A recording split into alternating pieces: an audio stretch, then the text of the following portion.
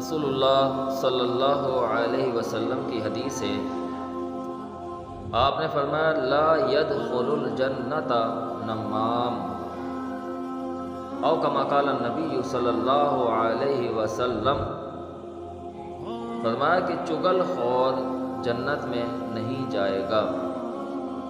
چغلی کرنا یہ کبیرہ گناہ ہے، اور کبیرہ گناہ وہ ہوتے ہیں کہ جن کے بارے میں وعید نازل ہوئی ہو کہ یہ شخص اس عمل کی وجہ سے جہنم میں جائے گا، یا یہ شخص اس عمل کے کرنے کی وجہ سے جنت میں نہیں جائے گا، وہ کبیرہ گناہوں میں شمار ہوتے ہیں۔ ایک دن رسول اللہ صلی اللہ علیہ وسلم اپنے صحابہ کے ساتھ قبرستان سے گزر ہوتا ہے۔ نبی علیہ السلام ٹہنی توڑ کر 2 قبروں پر لگا دیتے ہیں۔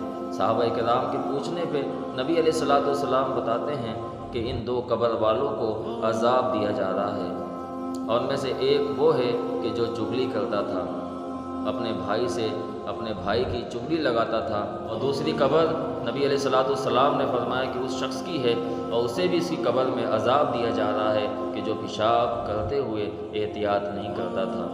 مطلب اس کی پیشاب کے قطرے، پیشاب کے چھینٹے اس کے کپڑوں پہ، اس کے جسم پہ لگ جاتے تھے، اور اس کی وہ پرواہ نہیں کرتا تھا۔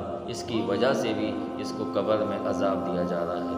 نبی علیہ السلام نے ٹہنیاں توڑ کر اور دونوں قبروں پر لگا دیں۔ آپ علیہ السلام نے فرمایا کہ امید ہے کہ جب تک یہ ہری بھری رہیں گی، اللہ رب العالمین ان کے عذاب میں تخفیف فرمائے گا۔